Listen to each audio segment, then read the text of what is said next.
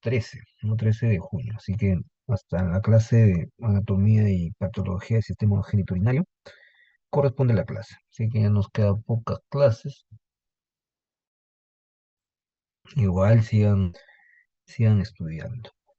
Muy bien, entonces vamos a empezar primero con la anatomía del sistema genitourinario, ¿no? Ya desde el año pasado hemos incluido también ya la patología tanto del sistema genitario,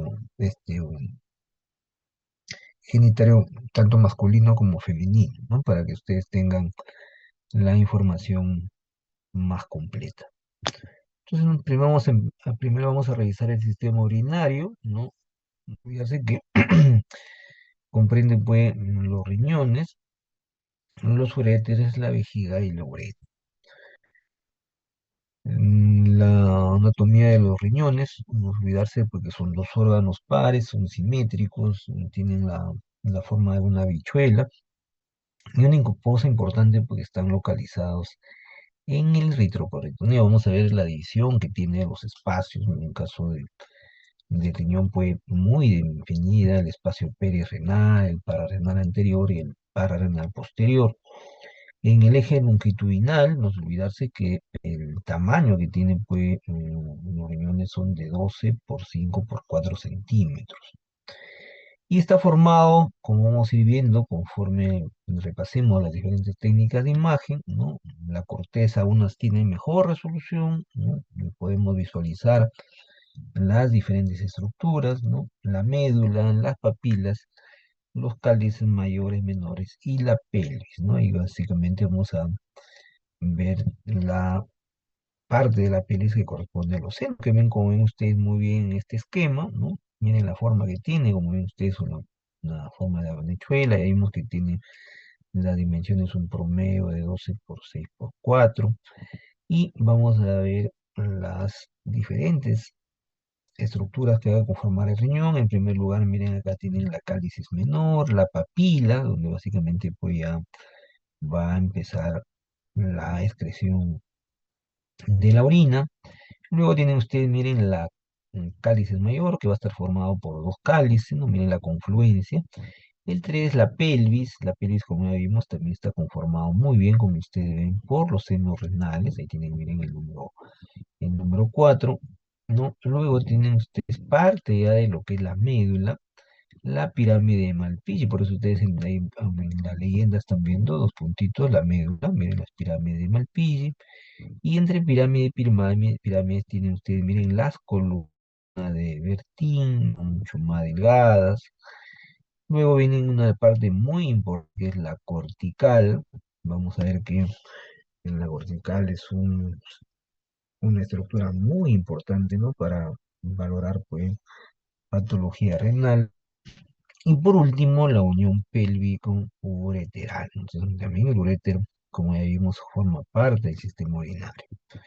Entonces, las técnicas para la evaluación de la patología urinaria, generalmente, como ya hemos visto en la radiografía simple de abdomen, en la pelvis los riñones también lo podemos valorar, ¿no? Si bien es cierto, no se visualizan con muy buena resolución, pero si ya vimos uno de los signos elementales en patología abdominal eran los cálculos, ¿no? Las calcificaciones, en otras palabras. Pero la técnica gold estándar para hablar de los riñones no se olviden es la tomografía computada, ¿no? Idealmente con contraste luminoso. Vamos a ver que en algunos casos que hemos visto hay que tener bastante cuidado con pacientes que presenten pues, insuficiencia renal, que eso es una de las contraindicaciones para utilizar el contraste endovenoso. Pero también podemos realizarlo con una ecografía que ya hemos visto en múltiples clases, ¿no? Que es muy, muy disponible, ¿no? Barata y me da información no solamente morfológica, sino también funcional. La resonancia queda para ciertas patologías y en caso de la medicina nuclear vamos a ir viendo, ¿no? Uno de los estudios más importantes, por ejemplo, es el radiorenograma, que me permite hacer una valoración, por ejemplo, en caso de patología obstructiva. Y en caso de la PET-CT, sobre todo para casos de patología tumoral. Y el intervencionismo también es muy importante ahora que, por ejemplo, que laboro en el Hospital Neoplásicas, muchos de los pacientes sobre todo en neoplasias, ya sea de próstata, ginecológico, de vejiga, generalmente obstruyen por la presencia pues, de la misma neoplasia o que eh, ya están con una diseminación vulgar, ¿no? Producen obstrucción y eso pues muchas veces tenemos que colocar al paciente no nefrostomas para tratar de que la orina se elimine por esa vía, porque no se, cada vez se compitiendo por la misma obstrucción. Entonces siempre nosotros vamos a empezar en primer lugar, ¿no? Valorando, hemos visto las famosas 5 densidades básicas, ¿no? Con una radiografía simple de abdomen, ¿no? Siempre valorando de la más importante, como he visto las calcificaciones, el incremento de la densidad, ¿no?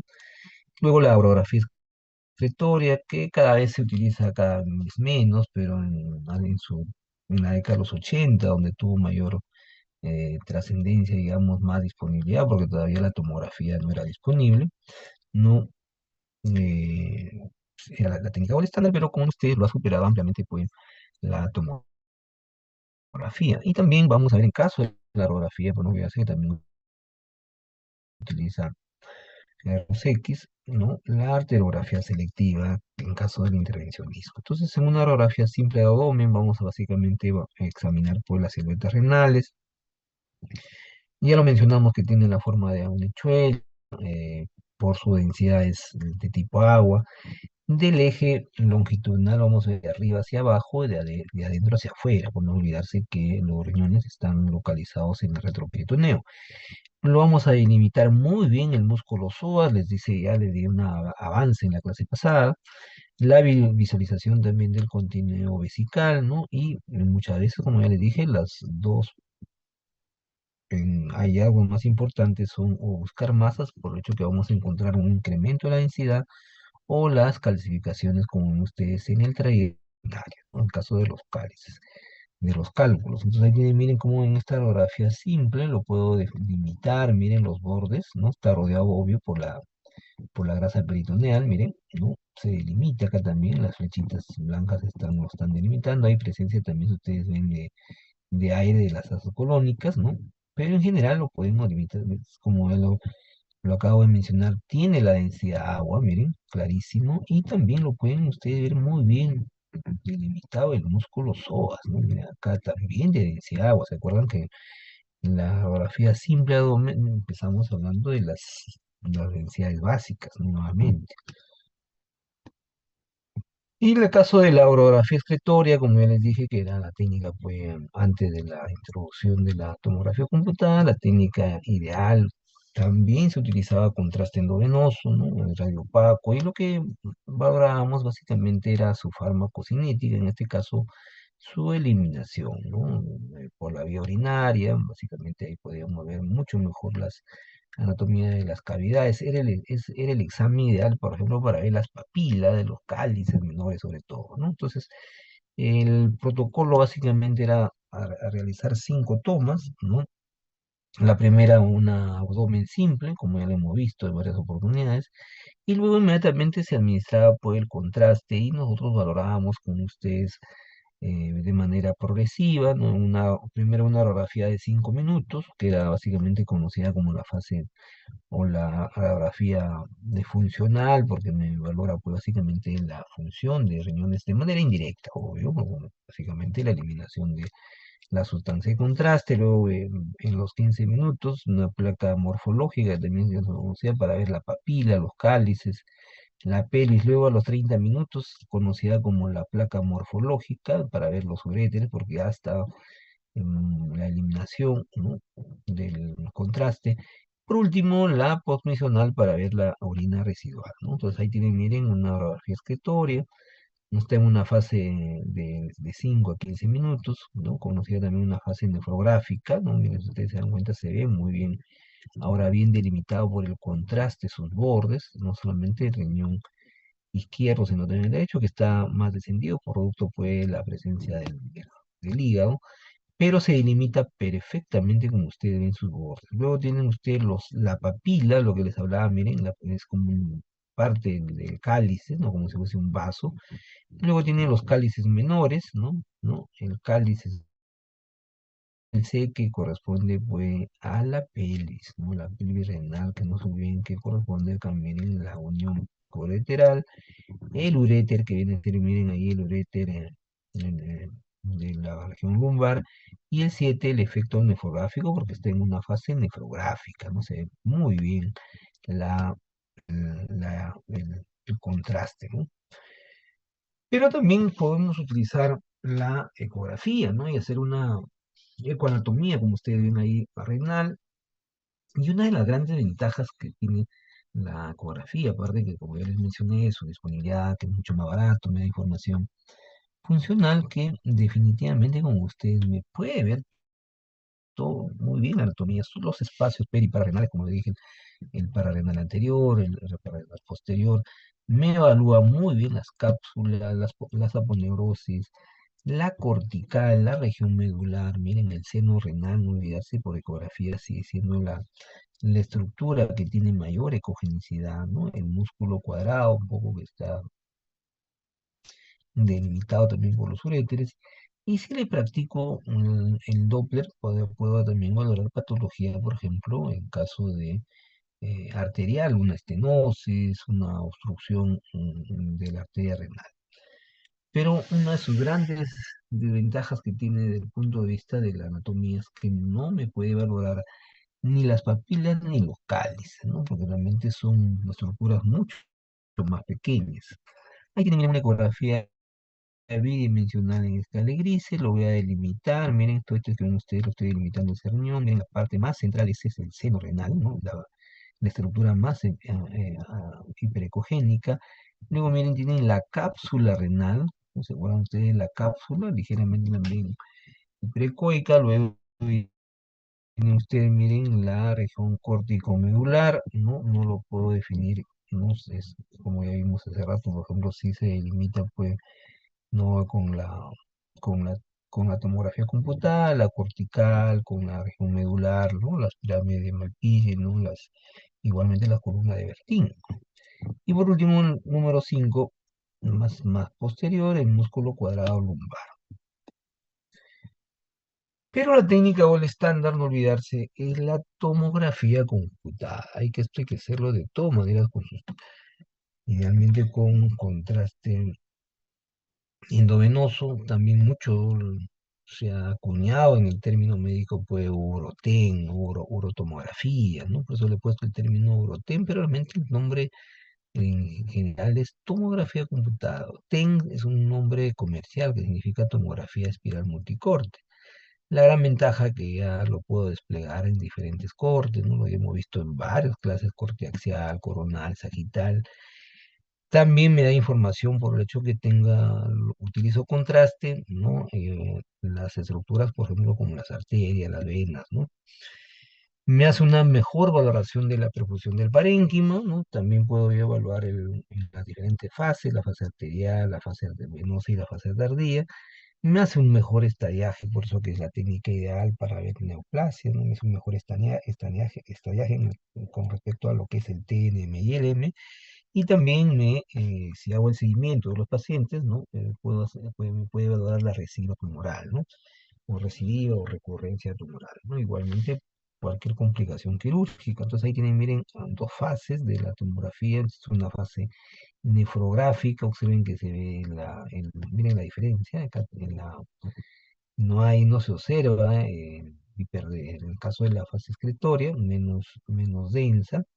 Pero en la fase nefrográfica ustedes van a ver cómo se realza el contraste, y no lo puedo diferenciar la corteza ni la médula en esta fase nefrográfica. Más adelante vamos a ver en unas imágenes en una diferenciación córtico-medular.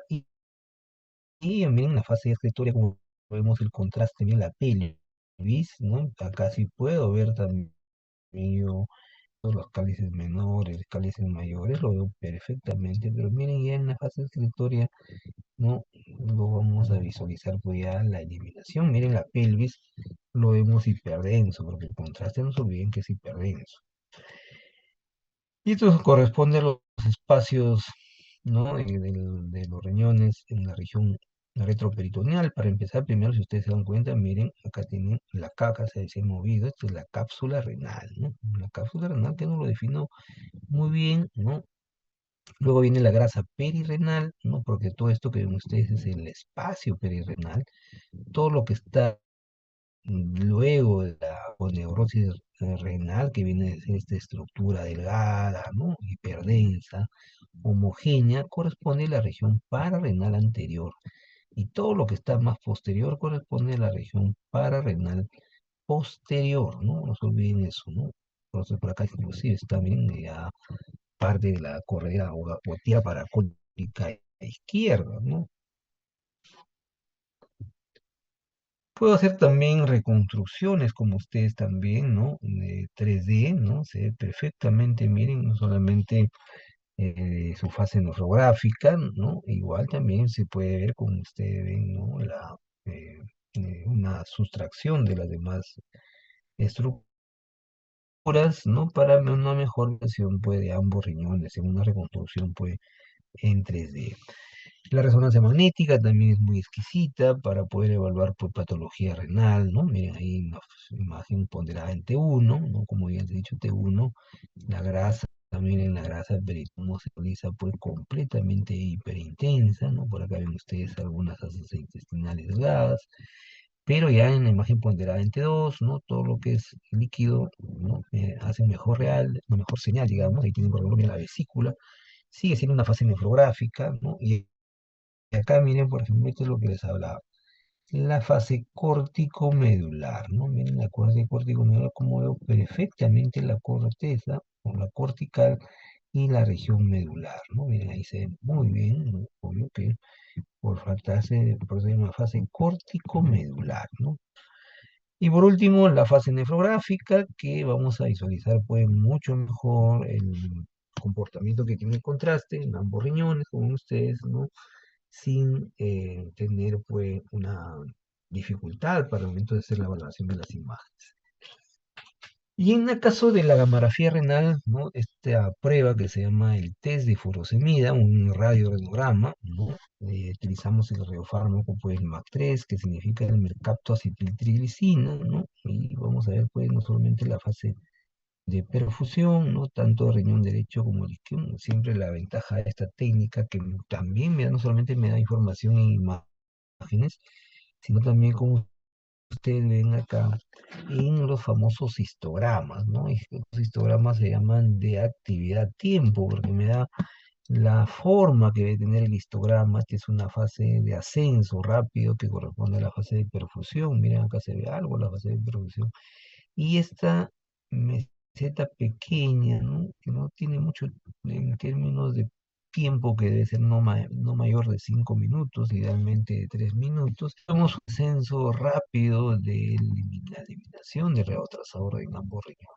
Ustedes se dan cuenta desde el inicio cómo va moviendo en la captación y progresivamente miren cómo se está eliminando. Entonces esta técnica, pues, la gamografía, como también llaman, ¿no? El radio, el neurograma, es la técnica ideal para patología obstructiva. Luego vemos la radiografía renal, el radiograma renal normal, ¿no? Miren acá como observen, se ha introducido el catéter, miren, en la aorta abdominal, ¿no? Miren ahí, y tienen ustedes ahí pues las arterias renales, tanto derecha como izquierda, algunas hacen pues, como ustedes ven, algunas colaterales, o acá también, miren, acá si ustedes ven, he sustraído todas las estructuras, me quedo solamente con las estructuras vasculares, en cambio acá no he hecho una sustracción completa, si ustedes se dan cuenta se puede visualizar los cuerpos vertebrales, miren cómo tienen acá ustedes el catéter, y ahí es donde introducimos nosotros el contraste, ¿no?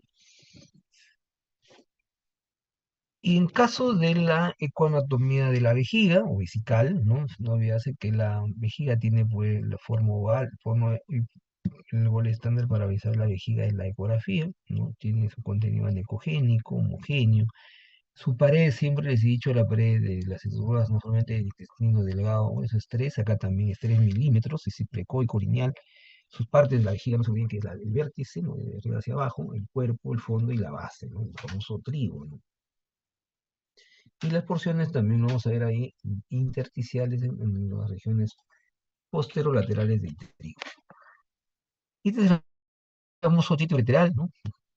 Que es muy similar al Doppler a color, ¿no? Lo que nos permite acá básicamente ver es la eliminación que tiene por parte de los ureter de la orina. Nosotros vamos a ver debe ser completamente compacto, como ustedes están viendo ahí, por eso le llamamos al famoso jet ureteral, ¿no? Y en la parte más inferior, como ustedes ven acá, ¿no? En la porción intersticial, más atrás la pared. La pared, esta es un Doppler a color y esta es una ecografía bidimensional en escala de gris. Con la resonancia magnética vamos a ver mucho mejor la pared, por ejemplo, esta es una imagen ponderada entre dos, miren el B de bladder, está en inglés, ¿no? Hiperintensa, y observen su pared, ¿no? Bien finita, en este caso hipointensa, ¿no? Miren ahí, no sé perfectamente, y la grasa que está rodeándolo, pues, ¿no? Porque es una imagen ponderada entre dos, ¿no? La grasa que lo vemos también hiperintensa.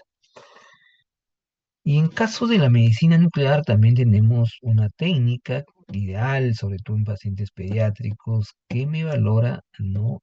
El comportamiento que tiene, ¿no? La orina en caso de respecto a los uretes, para ver si el paciente tiene reflujo vesículo-ureteral, ¿no? Entonces utilizamos también otro trazador que es el sulfuro coloidal tecnesio 99 metestable, ¿no? Entonces ahí vemos viendo, mira cómo se ve el llenado de la vejiga, ¿no? De manera progresiva, ¿no? Y acá, si ustedes se dan cuenta, parece que fuese un paso de Breta, un reflujo vesículo-lateral. Al final vamos a dar una de las casos patológicos. Hasta ahí todo lo que respecta a la anatomía, pues, de lo que es la vejiga, ¿no? Entonces ahora vamos a ver la anatomía tanto de la próstata como de la uretra prostática, ¿no? Entonces, la próstata, no olvidarse, se divide en tres zonas, ¿no? La periférica, la central y la transicional. Entonces los tractos neurovasculares se ubican a ambos lados de la próstata y el recto, ¿no? Que se va a hablar muy bien con la resonancia magnética. Y en el varón la uretra tiene una porción usualmente posterior y una porción anterior, ¿no? La uretra posterior se divide en prostática y membranosa, y la uretra anterior se extiende desde el esfínter externo hasta el meato uretral en el pene, ¿no? Entonces miren ahí la vejiga por una ecografía bidimensional. Disculpen, esta es la vejiga, pero la próstata está acá. No se ven que la próstata está pues, entre la vejiga y el recto, ¿no? Por eso que cuando hacemos nosotros el famoso tacto rectal, podemos palpar, pues miren, la zona periférica, que es la zona más frecuente de la localización del cáncer de próstata. Por eso que cuando hacemos el tacto rectal, pues podemos palpar muchas de este tipo de estas lesiones, ¿no? Pero también si yo tengo un mejor traductor, si ustedes se dan cuenta, esta exploración es transrectal, en cambio acá no, acá es una exploración transvesical, ¿no? Porque ustedes se dan cuenta, al paciente se le hace que tome bastante líquido, ¿no? Miren cómo está completamente llena la vejiga, bien anecoica, ¿no? Como cualquier estructura que tiene líquidos, lo vamos a ver anecoico. Y observen, miren cómo podemos ver la próstata acá, ¿no? Pero acá no, acá esta es una exploración transrectal, ¿no? Siempre cuando tengan, vean esta forma que tiene, ¿no? El círculo, para poder ver con mejor detalle, miren la vesícula, ¿no? No, las vesículas seminales que ven ustedes acá, ¿no? Que en muchos casos del cáncer de próstata puede también se logra diseminar. Entonces ahí la tienen, miren, una resonancia multiparamétrica que actualmente puede ser el gol estándar de la patología prostática. Miren, ustedes se dan cuenta, esta es una T2, parte de la resonancia magnética multiparamétrica, ¿no? Miren, el inicio en la zona periférica, que lo vamos a ver hiperintensa, ¿no? Luego tiene la transicional, ¿no? Y por último la zona central, ¿no? Entonces ustedes miren para no olvidarse. Y acá tienen, miren, el recto, ¿no? Igual las vesículas seminales, ¿no? Como vamos a ver acá en la ecografía, similar ahí, miren, las vesículas de la próstata también acá igual, ¿no? Que está entre la vejiga y el recto. Y en caso de la anatomía del útero, los anexos, ¿no? No olvidarse que el útero pues, normalmente se ubica sobre la línea media entre la vejiga y el recto. En caso de los ovarios, lo vamos a ver en sistema endocrino 2, ¿ya? Para que tengan también ustedes toda la información completa de lo que respecta, pues, a a los órganos, ¿no? Entonces también se divide en actividades el útero, en el fondo, el cuerpo, el cuello, o también llamado el cervix, ¿no? Está constituido desde adentro hacia afuera por el endometrio, el miometrio y la serosa, ¿no? Se está moviendo desde adentro hacia afuera, ¿no? O sea que ya básicamente no forma parte también del peritoneo.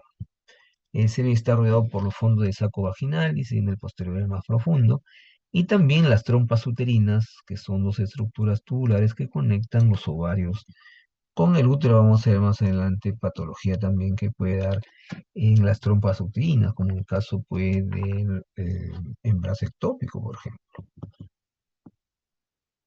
Muy bien, entonces hasta ahí todo lo que respecta pues, a la anatomía tanto de los uréteres como ahí tienen ustedes. Miren, una de las técnicas, me estaba olvidando esto de la técnica de la histerosalpingografía normal, que me permite una mejor valoración, como ustedes están viendo ahí, de,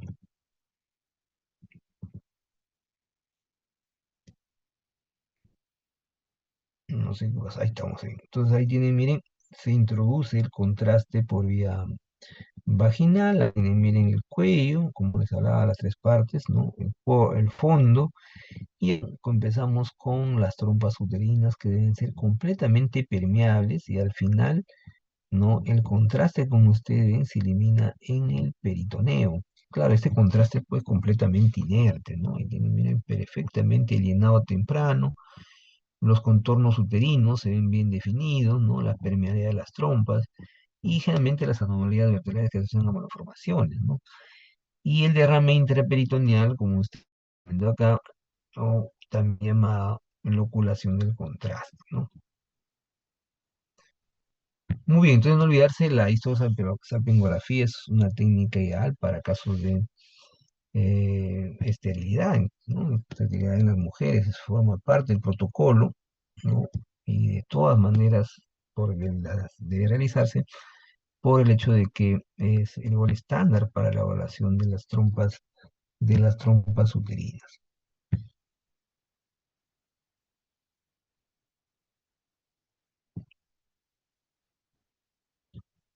Muy bien, entonces ahora vamos a revisar patologías. Es muy interesante este capítulo porque es muy frecuente en nuestro medio las patologías del sistema genitourinario. En primer lugar vamos a ver con patologías pues, de los riñones. Igual siempre vamos a empezar con patología congénita, ¿no? Lo más frecuente pues son las malformaciones de anomalías, por ejemplo, de localización. Con mucha frecuencia los riñones ectópicos de localización pélvica, por ejemplo. Entonces luego tenemos los procesos infecciosos, ¿no? Trastornos vasculares, ¿no? La uropatía obstructiva como una de las más frecuentes, y también los tumores, ¿no? Entonces, en lo que respecta a las malformaciones congénitas, en primer lugar vamos a tener la genesia, que significa eso, que puede haber ausencia de uno o de ambos riñones. De lo relativamente frecuente, quistes, le encontramos por otras patologías, los quistes renales, los poliquistosis, las ectopías, como les hablaba, de las más frecuentes, ¿no? Los riñones, pues como les dije, están fuera de la fosa lumbar, las más rotaciones, ¿no? Estenosis pelviureterales, y cuando sucede también las fusiones de herradura. Ahí tienen, por ejemplo, miren una ectopía simple, el riñón ectópico está en localización pélvica. Observen bien, el riñón izquierdo está en su localización normal, pero observen, miren acá el otro riñoncito, miren, de localización pélvica. Ahí está, miren, ya con la tomografía lo defino mucho mejor. Miren, su pelvis está desde adentro hacia afuera. Acá, miren, en el corte coronario, en el corte sagital, igualmente debe ser al revés. ¿No? Miren cómo se muestra. Y cuando le hago la reconstrucción tridimensional, observen, miren el riñón bien pequeñito, ¿no? Su pelvis bien dilatada. Ahí está, bien. De localización pélvica, igual cuando le hago el volumen render, ¿no? Y otra de las patologías congénitas bien frecuentes son los riñones en herradura. ¿Qué significa riñón en herradura? Que generalmente el tanto, ya sea el polo inferior o el polo superior, se fusionan. Por eso que esto hay una mala rotación de los riñones. La más frecuente es que su fusión sea en los polos inferiores, Y también vamos a ver un marcado aumento del volumen de las cavidades, ¿no? Entonces ahí tienen, miren, un famoso riñón de herradura, que este es con la orografía excretoria, recuerdan eso que en la imagen clásica anteriormente. Entonces ahí tienen, miren, cómo se ven los diferentes cálices, la pelvis, tanto en derecho como izquierdo. Y en los polos inferiores, como ven ustedes, la flecha, acá no lo puedo delimitar bien por la superposición, en este caso de la cuarta vértebra lumbar, ¿no? Este paciente, si ustedes se dan cuenta, vemos también la densidad metal, ¿no? De algún procedimiento quirúrgico en el que lo han hecho en la pelvis, ¿no? Acá podemos aprovechar de visualizar las cinco densidades básicas, ¿no? La primera densidad, la metal, acá miren material quirúrgico, luego la parte cálcica, ¿no? En la cortical de los huesos, acá también en los subvertebrales, luego tengo la densidad agua, ¿no? Acá la densidad agua está dado por básicamente los músculos psoas, luego la grasa preperitoneal, ¿no? Miren acá, por último la densidad aire, ¿no? Acá de las asas intestinales. Yo le realizo una tomografía, que ahora es el gol estándar para ver para la herradura, y ustedes miren cómo están fusionados, ¿no? En sus polos inferiores, y también su disposición que tiene, miren la pelvis, que está, como ven ustedes, de adentro hacia afuera, ¿no? Puede también haber enfermedades quísticas renales, el más frecuente, como les dije, el quiste simple, puede haber los quistes parapiélicos, la enfermedad poliquística, las famosas poliquistosis renales y los quistes adquiridos, ¿no?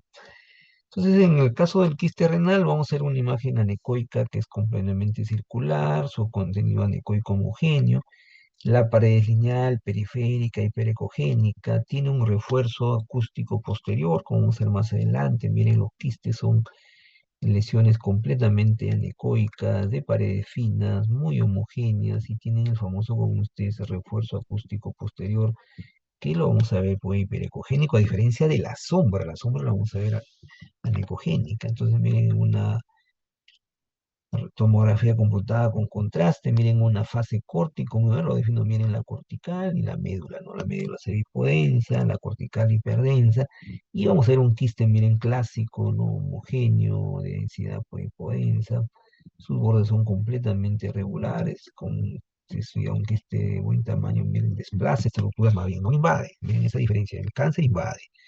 Y que acá muy didáctico, estos cortes coronales también con contraste en una fase córtico-medular, miren cómo se ve perfectamente la médula, serían las pirámides de Malpighi, entre pirámides por ahí tienen las columnas de Bertin. El, el primer cálculo en el polo superior, miren, no tiene realce a la sustancia de contraste, comprime, miren cómo desplaza el hígado, e inclusive el espacio de Morrison está más reducido, y en el lado izquierdo hay otro quiste, pero es mucho más pequeño, ¿no? Con las mismas características semiológicas. Y en caso de la poliquistosis renal, ahí vamos a ver múltiples quistes, no solamente en la cortical, sino también en el seno renal, ¿no? En las poliquistosis solamente pueden ser hereditarias o adquiridas, ¿no? Puede también afectar a los dos riñones, y por el hecho de que tienen quiste, lo vamos a visualizar pues, a los riñones aumentados, ¿no? Deforman sus bordes. Ahí tienen, miren, esta ecografía dimensional, cómo el riñón está, o más en términos de longitud, tiene 15 centímetros, normalmente se acuerdan que era hasta 12, y tiene, o sea, no solamente a nivel de los senos renales, sino también, miren, en la cortical, múltiples quistes, ¿no? Tiene septos, miren, tabiques, que están conectados ahí entre quiste y quiste. Luego pasamos a los procesos infecciosos renales, ¿no? Acá lo más frecuente son las pielonefritis muy agudas, ¿no? Que es muy frecuente en pacientes pediátricos, ¿no? Luego la pielonefritis crónica, en pacientes generalmente adultos, los abscesos renales y por último la tuberculosis renal. Entonces, ¿cuáles son los signos ecográficos de la pielonefritis aguda? En primer lugar, como siempre hemos visto pielonefritis en cualquier proceso inflamatorio, vamos a ver el aumento del tamaño del riñón. Hay una disminución, porque como hay aumento del tamaño del riñón, hay una disminución de la amplitud del seno renal. La región córtico-medular, lo vamos a ver hoy,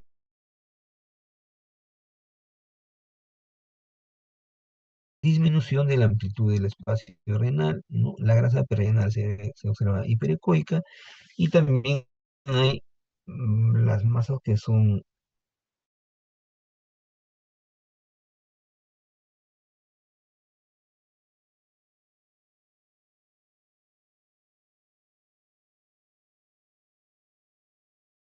diseminados, ¿no? Y el espacio perirenal que esté estrecho, ¿no?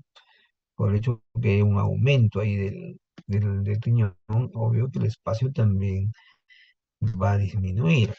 Y en caso de la tomografía, también lo mismo hay un aumento del volumen, puede haber áreas de no captación de contraste, como el caso de la borrealcia, necrosis, edema, ¿no? Aumento de espesor también de la ponerosis renal, y también vamos a ver hiperdensidad del tejido graso hiperrenal. Entonces ahí tienen ustedes, miren, la pielonefritis por tomografía, el aumento del tamaño renal. Segundo, miren cómo disminuye el espacio perirenal, ¿no? Ahí también como inclusive se ha borrado la poneurosis. Y estas áreas que ven ustedes hipodensas, no, no hay realce, al contraste, producto fue del proceso infeccioso. Acá también igual, miren, las zonas hipodensas, acá tengo si esta es una fase nefrográfica, esta es una fase córtico-medular, miren cómo se ve la cortical y la médula. Pero el gol estándar para el diagnóstico de pielonefritis aguda es la gamografía renal con este radiotrazador que se llama el Technetium 99 de MCA, ¿no? Ahí tienen, miren, ¿no? Y vamos a ver pues los famosos defectos de captación a nivel de los polos. Entonces, normalmente debería haberse así bien definido su rol, pero acá miren, hay un tremendo defecto de perfusión o de captación que ustedes quieran.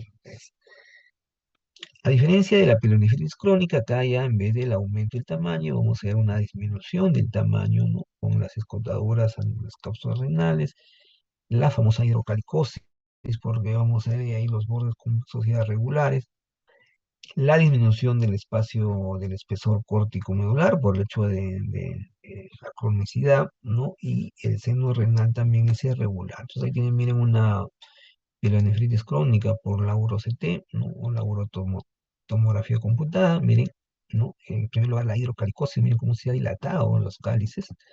Luego la convexidad de la papila ya no está cóncava, sino también está convexa, ¿no? Miren ahí el número 2. La famosa escotadura de la cortical, miren cómo completamente la cortical en acá está ausente, por eso se va formando una escotadura. Luego la estenosis, miren ahí, muy evidente la estenosis, y también la disminución pues, de la longitud, ¿no? Ahí va disminuyendo el tamaño renal.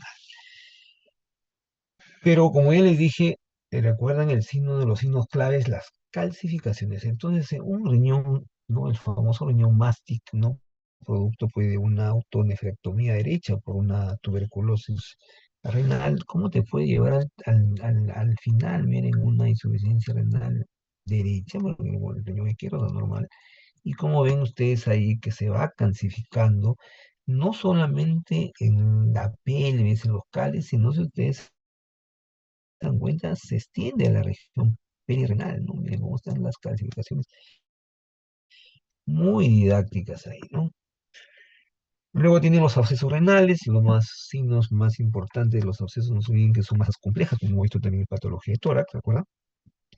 En el patrón destructivo, las áreas hipodensas irregulares, ¿no? Va a haber también una pérdida de la diferenciación corticomedular, se deforma el seno renal, se inflama el tejido graso periparrenal, no olvidarse, porque hay una inflamación, y también el riñón no se moviliza, ¿no? El tema del tamaño del absceso, como ustedes ahí miren, el área hipodensa que es completamente irregular, el aumento del riñón a pesar de esto de la diferenciación córtico-medular, y también la grasa, como ustedes miren cómo la grasa, el número 3 cómo se inflama la grasa debería verse completamente hipodensa. Acá también el amino, miren cuál este absceso, miren cómo se van formando sus paredes, son paredes gruesas, de sus bordes internos, como ustedes lo ven, son más finos, y en la parte central hay una colección.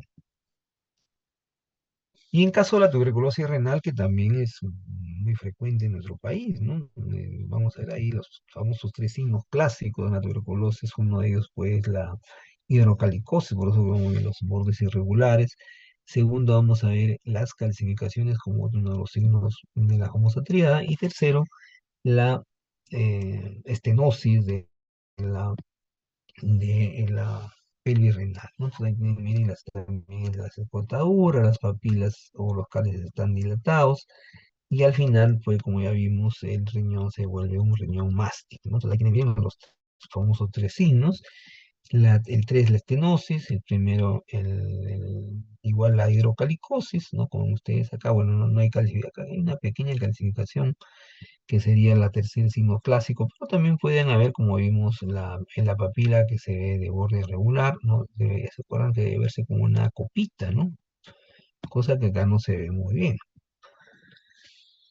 De los trastornos vasculares, no olvidarse de los más frecuentes, tenemos pues la estenosis de la arteria renal causante, no se olviden, de la hipertensión renal vascular, una de las que conducen a las emergencias o emergencias hipertensivas, ¿no? Puede haber también infarto renal y trombosis de la vena renal. Entonces ahí tienen, miren, la estenosis, observen la flechita muy didáctica en esta resonancia magnética con contraste, ¿no? Miren ahí se dan cuenta, una muy didáctica la estenosis de la arteria renal derecha, ¿no? Miren ahí, y como les dije, podemos hacer una buena eh, demostración con las imágenes. El infarto renal tiene la forma triangular, tiene que ser de todas maneras con contraste porque vamos a ver un área completamente hipodensa, ¿no? Especialmente de la arteria cementaria que ha producido la obstrucción completa para producir pues este infarto renal, por eso que ustedes también hay necrosis, ¿no? Por eso vemos una imagen muy hipodensa. Y en caso de las uropatías obstructivas, como ya les dije, en la técnica o el estándar en las patologías obstructivas sigue siendo pues la gamografía renal o famoso radiorenograma, ¿no? Pues ahí vamos a ver las definiciones, qué es una hidrocalicosis, qué es una hidronefrosis, qué es una hidrotelenefrosis y qué es una megavejiga. Entonces vamos a ver la hidrocalicosis, que no olvidarse, y miren su definición básica, es la dilatación de la cáliz menor en la papila. ¿Qué causas pueden ser? Ya vimos pielonefritis, tuberculosis, la que acabamos de ver, los cálculos que producen también hidrocalicosis, los tumores, ¿no? Los coágulos.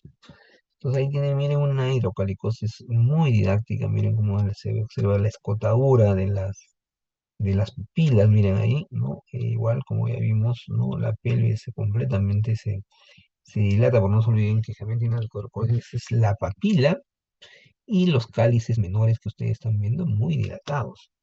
Está con contraste, obvio. Y la hidronefrosis, que básicamente vamos a agregar acá que aparte de la papila, de la cálice menor, acá vamos a agregar la pelvis, ¿no? La cálice mayor y las papilas, ¿no? Las causas, la atresia, puede haber también estenosis inflamatoria en caso de la tuberculosis, los vasos anómalos, miren, ¿no? Que me puede producir también una hidronefrosis, ¿no? Y también los tumores y los cálculos, que es muy frecuente en nuestro país. Los cálculos, miren, ahí también una tomografía con contraste, tengo una fase ya entre nefrográfica y discretoria, se ve muy bien, miren la pelvis renal acá, pero miren la gran dilatación de la pelvis y observen la cortical, cómo se ha adelgazado, ¿no? Y por también hay disminución del espesor de la cortical, la casa cortical está perfectamente, ¿no? Y la hidrouretonefrosis, ustedes agreguen acá la dilatación pues, del urétero, ¿no? Igual las mismas causas, ¿no? La tuberculosis, los cálculos que son bien frecuentes, los tumores, por ejemplo, en el hospital neoplásicas, lo más frecuente en la hidrouretonefrosis son los tumores, ya sean ginecológicos, de vejiga, como también de próstata. Entonces ahí tienen, miren, una hidrouretonefrosis, muy didáctica, miren el cálculo, miren cómo el cálculo se ve hiperecogénico y tiene una sombra acústica. Miren ahí el edema de la porción intersticial y el uréter está bien dilatado. Este es un cálculo que se ha enclavado ahí en el uréter.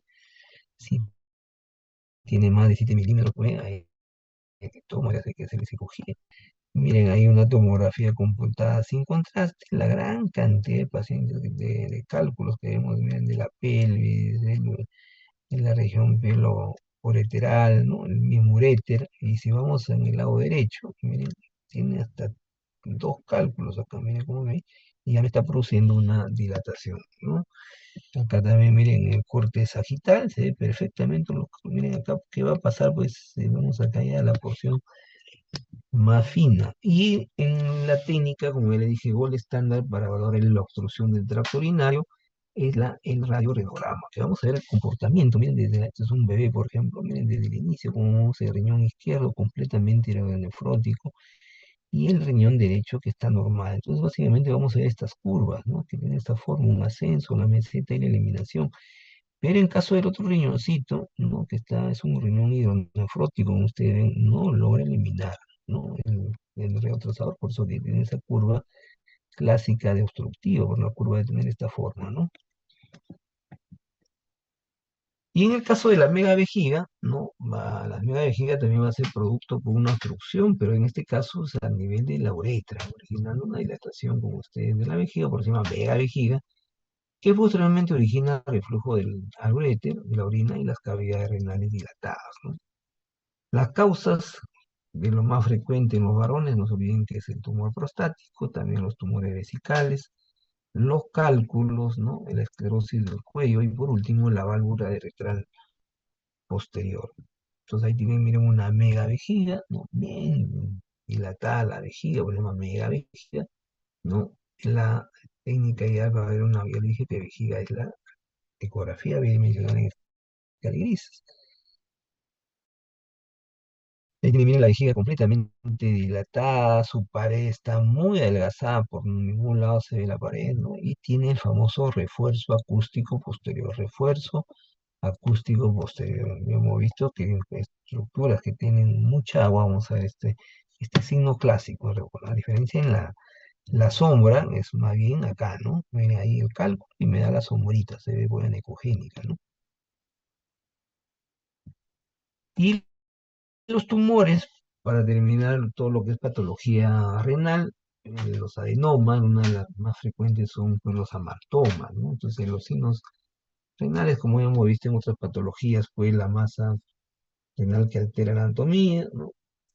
Hay una ecorefringencia variable, ¿no? Que puede ser hiperecogénico. Y acá los bordes son definidos, no vienen delimitados, desplazan estructuras más bien, no lo invaden, es una de sus características, no vienen los tumores benignos. Su crecimiento es lento, ¿no? Claro, en algunos casos no es tan lento, no avanza rápido, y son hipovascularizados. Entonces ahí tienen, miren, un angiolipoma, ¿no? Tenemos una lesión hiperecogénica, ¿no? Bien delimitada, ¿no? Es homogénea, de bordes regulares, ¿no? Muy bien, muy bien. Y acá también una bien, corte longitudinal, este es un borde sagital, ¿no? También ahí uno lo puede medir bien, muy, muy, muy didáctico. Y en caso pues, de la tomografía, ya les dije que es la técnica o el estándar, ¿no? La densidad es muy variable acá, ¿no? Puede haber, pues, densidad que es muy, en el caso de los hematomas, la grasa, rara vez presenta hemorragia o necrosis, ¿no? Tiene un escaso también la realza de la sustancia de contraste. Entonces, por ejemplo, miren, este es uno de los más frecuentes, los famosos cistoadenoma, muy evidente, obvio, esto de acá. El realce es muy tenue, miren, tiene múltiples tabiques, son tabiques finos, bien regulares, lo que le atribuye más benignidad que malignidad, ¿no? Y su membrana que es fina, finita, ¿no? Y los tumores renales malignos, tenemos por ahí el adenocarcinoma, ¿no? El sarcoma, ¿no? Los teratomas, debemos decir que los más frecuentes son los adenocarcinomas. Ahí miren los signos ecográficos, y ahora vamos a ir a una masa compleja, los bordes son imprecisos, ¿no? Tiene áreas anecoicas, producto pues, de la necrosis, su crecimiento es mucho más rápido, generalmente me da adenopatías que son regionales, metástasis a distancia, también invade órganos vecinos y también son hipervascularizados, como ustedes van a ver. Miren ahí la masa completamente compleja, tiene áreas anecoicas, hipocoicas, hiperecoicas, ya sus bordes no son regulares. Ustedes se dan cuenta, miren que poco a poco, si bien es cierto, lo está desplazando el lobo hepático izquierdo, ¿no? Que todavía no lo invade. También cuando lo hacemos Doppler, miren que son muy, muy vascularizados, ¿no? Entonces los signos generalmente son pues masas heterogéneas, tienen densidades sólidas, ¿no? Es un tumor de densidad de tejido blando sólidos, ahí miren si uno mide las unidades Hansfield, puede va de 30 hasta 50 unidades Hansfield, ya presentan calcificaciones, son hipervascularizados, ¿no? Invaden órganos que son vecinos, Me producen, no se olviden, miren, trombosis de la arteria renal, una de las complicaciones, pero no solamente, sino también de la vena acá. Miren ahí, tremenda masa, ¿no? De bordes irregulares. Miren cómo el realce es heterogéneo, tiene zonas recontra, mira ahí, necróticas ahí, miren ahí, muy didáctico ahí, para que vean ustedes, miren cómo está invadiendo ya el hígado, no como en el caso del, tuvimos el tumor benigno, que lo desplaza, no limpia, acá sí le invade, miren, ¿no? Muy mal pronóstico, igual sus bordes están bien definidos, ahí está. Y esta es una de las peores complicaciones que puede tener la cáncer renal, que miren, me produce trombosis de la vena, ven, está en una fase corticomedular, se ve muy bien la cortica, acá se ve mucho más bonito porque acá está adelgazada, ¿no? Pero miren el tumor, ¿no? El tumor está completamente obstruyendo, está produciendo pues, daño a renal, y también miren, hay trombosis de la vena renal. No solamente en la vena, sino también ustedes miren en la vena cava inferior, ¿no? Miren ahí como ven ustedes los defectos de llenado, ¿no? Y en caso de la patología del sistema reproductor masculino, nos vamos a ver básicamente este tipo de tres patologías: la patología inflamatoria infecciosa, la hipertrofia benigna de próstata y por último el carcinoma de próstata, como una de las neoplasias más frecuentes en los varones. Entonces miren, esto es una patología inflamatoria infecciosa, ¿no? Esto es una causada por gonorrea, se introduce la sustancia de contraste por la uretra y miren, me da el famoso signo de la estenosis clásica, ¿no? No, miren ahí, se introduce, ¿no? Y es como el caso de la histerosalpingografía, también igual se administra contraste por la uretra y vamos viendo el comportamiento pues, del contraste, pero acá es muy evidente, o también puede haber, como ustedes, cálculos uretrales dentro de la uretra prostática, ¿no? Miren ahí, múltiples cálculos ahí uretrales. Y en caso de la hipertrofia benigna de próstata, vamos a ver por la próstata ya aumentada de volumen. Miren, la próstata pues tiene el tamaño de una nuez, ¿no? De 4 por 3 por 2 centímetros, ¿no? Miren ahí, su ecogenicidad, como ustedes ven ahí, es heterogénea, pero obvio está aumentada de tamaño.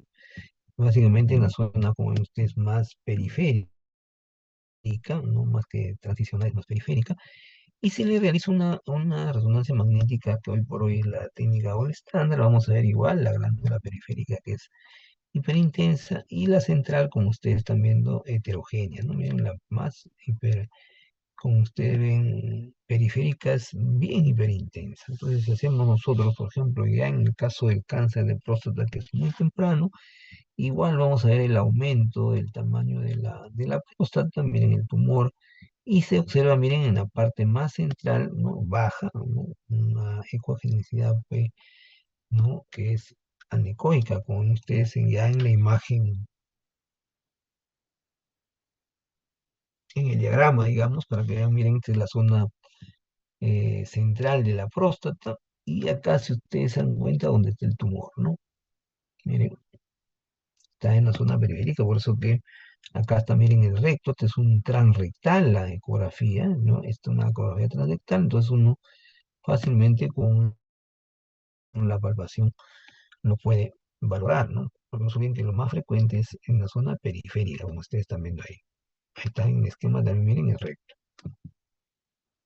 Por resonancia magnética, que ya les dije es el gol estándar, por la otra serie de ecografía, ¿no? Esta es una resonancia multiparamétrica, una imagen potenciada en T2, ¿no? Miren la zona básicamente periférica, la señal está más incrementada, y el tumor, como ustedes ven, es de baja señal, ¿no? Ahí está, miren. También puede haber invasión de las glándulas seminales, por ejemplo, miren las glándulas seminales, la flecha negra me está señalando las glándulas seminales izquierdas normales, pero miren en el lado derecho, ¿no? Completamente invadida. Y actualmente nosotros también en el instituto estamos haciendo PET-CT, ¿no? En recurrencia bioquímica, como ustedes están viendo en el cáncer de próstata, con este radiorazor que es el galio 68 PSMA-11, para evaluar la recurrencia bioquímica. Como ustedes ven acá, miren, este se llama la máxima intensidad de proyección, miren su biodistribución, Y acá a nivel, como ustedes, del ilíaco, un hueso ilíaco, una lesión bien focal, que cuando hacemos ya la tomografía, en la CT pasa desapercibido, pero miren en la PCT lo logramos muy bien, o también como ustedes ven este nivel de pélvico, miren bien posterior, también muy, acá lo ven bien ahí, bien pequeñito, que corresponde ahí pues a la lesión causante pues de esta recurrencia bioquímica, ¿no? La bioquímica por los valores pues del PSA, por eso se llama recurrencia bioquímica.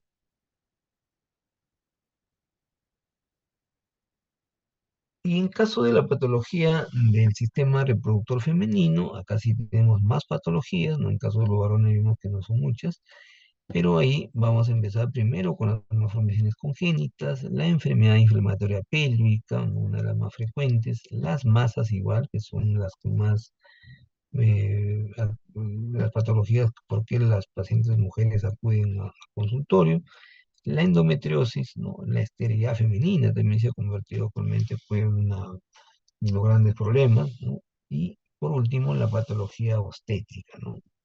Entonces, miren, una malformación congénita, en primer lugar acá hay ausencia del útero, no se ve por ningún lado el útero ni el cervix, ¿no? Pero sí vemos, por ejemplo, los ovarios, que están completamente normales, miren cómo se ven los folículos ahí, ¿ven? Se ve perfectamente en esta resonancia ponderada en T2, ahí se ven completamente los ovarios, pero no hay útero y tampoco cervix, ¿no? En este corte perfectamente coronal, hasta más o menos a nivel de la tercera vértebra sacra, se visualiza ya la unión sigmoides, recto sigmoides, como ustedes están viendo acá, pero no vemos en ningún lado el útero. Entonces, en caso de la primera patología, la pélvica inflamatoria, los hallazgos más frecuentes son, pues, este es el útero, y miren ahí, esta es la vejiga, es una ecografía trans vesical, por eso que al paciente le hacemos que tome bastante líquido para que pueda pasar los secos, y miren acá, ¿no? Esta lesión completamente, esto es un absceso pélvico, ¿no? Miren cómo la grasa está completamente inflamada, ¿no? Producto del proceso inflamatorio. Las masas pélvicas, miren una masa de tamaño tipo fibroide, ¿no? Todo el útero, miren cómo se ve una masa compleja, tiene áreas hipocoicas, anecoicas, calcificaciones, ¿no? Y si nosotros le hacemos, por ejemplo, en caso de, miren, esta es otra masa, ¿no? Miren, esta es una endometriosis múltiple, ¿no? Este es el útero, si ustedes se dan cuenta, miren, este es parte del endometrio, acá está, miren, la vejiga, este es el cervix, ¿no? Miren acá, el cuello uterino, y observen en el caso del miometrio, estas masas que son ya múltiples, ¿no?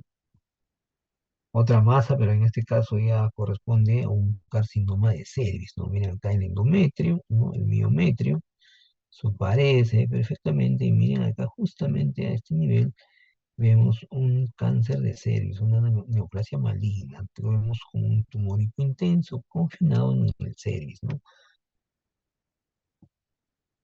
Y los quistes hemorrágicos pélvicos lo vamos a ver muy bien en la imagen ponderada en T2, o sea, miren, lo vemos los quistes de gran tamaño, ¿no? Muy completamente homogéneos, de bordes regulares, ¿no? Y cuando hacemos la supresión de grasa, porque esto está con grasa, miren, ahí está como se vemos ahí para el peritoneo, suprimo la grasa y miren cómo real son los quistes, ¿no? Como ven ustedes, estos casos, quistes hemorrágicos. ¿Por qué se llaman hemorrágicos? Porque tienen en su composición presencia de sangre. Y lo que vimos hace ratito, ¿no? La esterilidad femenina, ¿no? Si ustedes les muestro nuevamente una histerosalpingografía normal, miren cómo el catéter introduce el contraste, ¿no? Transvaginal, ahí vemos el uréter y vemos también, miren, las trompas uterinas completamente permeables, ¿no? Miren cómo se logra eliminar el contraste en el peritoneo. Pero, por ejemplo, miren, esta es una hidrosalpins, ¿no? Con consecuencia también de la enfermedad pélvica inflamatoria. Miren, las trompas ambas están obstruidas, ¿no? Acá, la obstrucción debe verse así, ¿no? Y ver contraste en el peritoneo, acá no se ve para nada. Pero miren, acá hay dilatación, no solamente que está obstruido, sino se ha dilatado una dilatación muy importante, como ven ustedes, no hay contraste en el peritoneo, ¿no? Y en caso de la patología obstétrica, es muy importante que ustedes también tengan toda la información. Miren la patología obstétrica, porque es importante acá la ecografía, porque hemos dicho que la ecografía no tiene nada que ver con radiación, es completamente inocua, por eso que se puede hacer desde la fase embrionaria sin ningún problema, ¿no? Entonces, por ejemplo, acá esto es un clásico aborto, miren ahí el útero completamente parte del saco vitelino, como ustedes, el saco gestacional, ¿no? Miren ahí, por eso que esta es una ecografía obstétrica del primer trimestre, ¿no? ¿No? Y miren, ahí uno puede, el tamaño, uno hace la, para valorar pues, los latidos del corazón y no vamos a ver con el doble de la color lo podemos valorar muy bien. No, por eso que podemos no solamente identificar el saco gestacional, sino también la presencia o ausencia de vida fetal, como en este caso pues este es un aborto ya. Documentar el número de fetos, si son únicos, múltiples, y también examinar el útero. Entonces es muy importante también la ecografía, también ahora se está haciendo ya con resonancia magnética, pero la resonancia magnética es inocua, pero la ecografía como ustedes está más disponible, o también como pueden ver ustedes en caso de los embarazos ectópicos, por ejemplo, ¿no? Ahí tienen, miren, en caso ahí, les he puesto ahí el esquema, acá está el útero, miren ahí todo donde se va a formar los quistes ahí, y se ha formado afuera, pues como ustedes no tienen saco gestacional y hay una masa, pues, en el anexo, ¿no? En este caso del ovario, ¿no? Y tiene, como ven ustedes, un predominio quístico, ¿no? Por eso que acá lo ven ustedes en ecografía, completamente aneupogénico, ¿no? Y miren el eco fetal que está rodeado por líquido amniótico, ¿no? Entonces, un clásico ejemplo, pues, de un embarazo ectópico. ¿No? Ahí se me dio esa imagen. Muy bien, entonces con esto pues estaríamos culminando la clase de lo que concierne patología. No sé si tienen alguna pregunta, si no les voy a de todas maneras llamar para ver si han estado atentos también a la clase. A ver, Ada Vela,